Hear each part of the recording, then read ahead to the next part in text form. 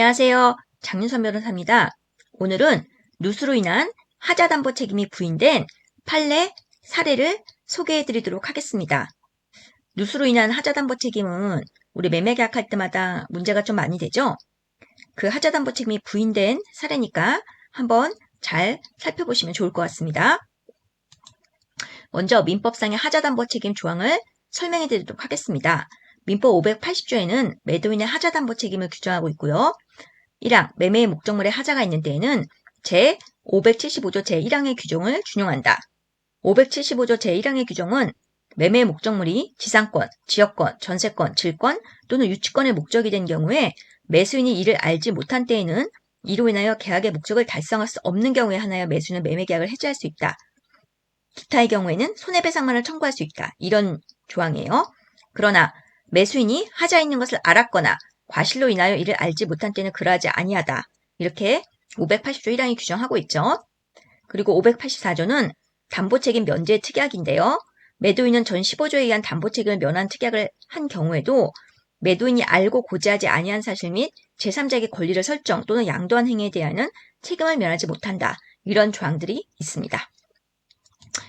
자, 이 판례에서 어떤 사안에서 어떤 판단을 내린 건지 한번 구체적으로 살펴보도록 하겠습니다. 먼저 기초사실을 보시면요. 서울 서초구에 있던 아파트였어요. 2004년 11월 12일에 사용 승인이 이루어진 세개동 총 122세대 규모의 아파트 단지였고요. 피고는 위 아파트 101동 2102호를 분양받아 소유하고 있었습니다. 벌써 2004년도에 사용 승인이 이루어진 아파트니까 좀 오래된 아파트죠. 피고는 2018년 3월경에 아파트를 김땡땡에게 임대를 주었는데요. 그 직후인 2018년 3월 16일경에 이 사건 아파트에서 누수가 발생했어요. 그래서 아래층인 2002호 및 1902호 안방 드레스룸과 화장실 주위로 누수 현상이 발생하였고 누수 원인 탐지 결과 이 사건 아파트 개별 난방 보일러의 노후화가 원인이라서 그 보일러를 교체했고요. 그 보일러 교체 이후에 약 1년 6개월간은 누수 현상이 발생하지 않았습니다. 피고는 2019년 6월 17일 원고들에게 아파트를 매매대금 18억 5천만 원의 매매계약 체결하고요. 2019년 8월 16일에 소유권 이전 등기까지 마쳐줬어요. 그 당시 중개한 공인중개사님이 원고들과 함께 2회에 걸쳐 이 사건 아파트를 직접 방문해서 아파트 상태를 확인하였고요. 누수 현상이 발생되어 있는 것은 없었습니다. 당시 거주하던 임차인 김땡땡으로부터도 시설물 하자나 거주에 불편한 사항은 없다는 확인까지 받았었어요. 그런데 이제 소유권 이전 등기 마치고 한 2달여 지나서 2019년 10월 24일경부터 다시 누수가 시작돼서 아래층 2002호 안방 화장실 주로 누수 현상이 발생을 했고요. 원고들이 누수 원인 탐지인이 보수공사에 의뢰한 결과 아파트 안방 화장실 노후로 인한 방수 문제가 원인이다. 이렇게 해서 그에 따른 여러 가지 보수공사를 시행을 했었어요. 이전엔 난방보일러 노후화가 원인이었는데 지금은 또 화장실 노후로 인한 방수 문제가 원인이라서 누수 원인이 또 달라졌죠. 그 이후에 2019년 10월 20일 다시 이 사건 아파트 아래층 2002호 안방 화장실 주위 드레스룸 안방 옷장으로 누수 현상이 또 나와서 또 이제 누수 원인 탐지를 의뢰를 하니까 아파트 난방 배관 드레스룸 난방 분배기 구동기 안에 인선트에서 누수가 있고 안방 욕실 양변기와 바닥 육가 쪽 방수에 문제가 있다. 또 이렇게 진단이 됐어요. 또 약간 원인이 달라졌죠. 그래서 원고들이 이제 보수를 미루고 있다가 임차인이 이사 나간 이후에 다시 누수 원인 탐지해서 그 진단 결과에 따라서 아파트 욕실 전체를 철거하고 기존 외벽적 단열재까지 제거한 다음에 그에 관련된 욕실 바닥 및 벽층 하부 방수, 외벽적 단열재 시공하고 욕실 전체를 다시 재시공하는 대대적인 누수 공사와 아래층 2002호 피해 복구 공사를 시행했어요. 그리고 이제 보수공사 이후에 현재까지 누수 현상은 발생하지 않고 있습니다. 비용이 꽤 많이 나왔겠죠. 2019년 10월 24일 누수 발생 이후에 원고들이 이 사건 아파트 누수원 탐지하거나 보수공사, 아래층 피해 복구공사 시행하면서 비용을 지출했고요. 그리고 이제 이 누수 발생 이후에 원고들이 단지 관리소장에게 확인을 했는데 관리소장은 이 사건 아파트 다른 호수에서도 누수가 발생한 적은 있으나 이 사건 아파트 누수 현상과 같은 누수가 발생한 적은 없다. 이런 답변을 들었었어요. 자, 그래서 원고들은 뭐라고 주장했냐면 피고는 이 사건 아파트 매도인으로서 민법상의 하자담보 책임을 부담했기 때문에 원고들에게 이 사건 아파트의 누수로 인하여 원고들에게 발생한 손해인 하자 보수 비용 합계를 손해배상금으로 지급할 의무가 있다. 이렇게 이제 주장을 했어요.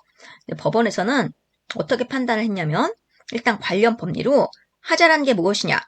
거래 통념상 기대되는 객관적 성질, 성능을 결여하거나 당사자가 예정 또는 보증한 성질을 결여한 경우에 그 하자로 인한 담보 책임을 부당한다 할 것이고, 이와 같은 하자의 존부는 매매계약 성립 시를 기준으로 판단하는 것이 원칙이나 매매계약과 이행 완료 시점이 상당 기간 떨어져 있는 경우에는 이행 완료 시를 기준으로 판단하여야 할 것이다. 일단 기본적인 법리를 설치했고요.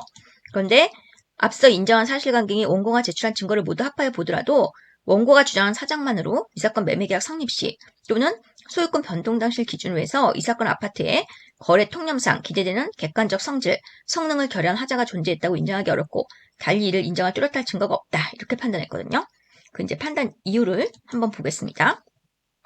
이 사건 아파트는 2004년 11월경에 사용 승인을 받은 건물로 매매계약 당시 약 14년 이상 경과한 건물이었고, 건물의 노후화에 따라 이 사건 아파트 단지의 다른 아파트에서도 누수 현상이 발생하고 있었어요. 아파트와 같이 상시 물을 사용하는 건축물의 내부적 원인에 따른 누수는 그 특성상 건축물 내부의 배관이나 욕실, 벽체 등의 누수 원인이 현실하여 존재하고 있으면 바로 나타날 수밖에 없는 현상인 점. 이 사건 아파트에서는 2018년 3월경 처음 내부적 원인으로 인한 누수 현상이 발생하였으나 누수 원인으로 밝혀진 보일러를 교체한 이후 매매계약이 체결될 당시까지는 물론 2019년 10월 24일까지도 누수 현상은 발생하지 않았습니다.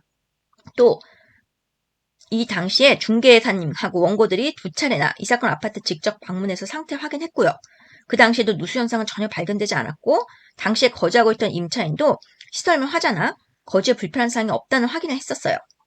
그리고 2019년 10월 24일자 누수 현상은 이 사건 매매계약이 성립된 때로부터 약 4개월, 소유권 변동일로부터는 약 2개월이 경과된 시점에 발생한 사실을 인정할 수 있는데, 2019년 10월 24일 이후의 누수는 이 사건 아파트의 노후화에 따라 그 무렵 누수 원인이 현실하면서 발생한 현상일 뿐, 이 사건 매매계약 당시 또는 소유권 변동 시 이미 누수 원인인 하자가 현실하여 존재하고 있었다가 뒤늦게 발현됐다고 보기는 어렵다.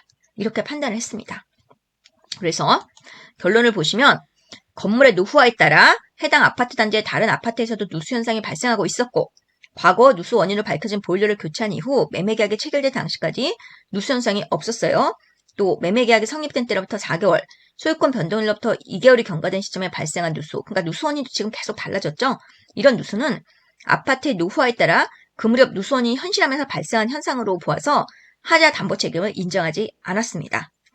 지금 이 당시 상황을 보시면 벌써 중개사님이 원고들, 이제 매수할 사람 데리고 2차례나 아파트 직접 방문해서 상태 확인 다 했고, 누수 현상 그때 전혀 발견되지 않았죠.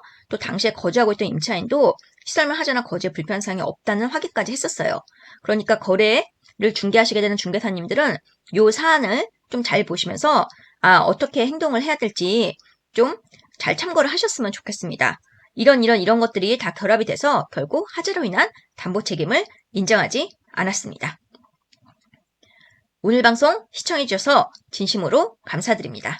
좋아요, 구독 눌러주시면 저에게 많은 힘이 됩니다. 다음 시간에 또 뵐게요.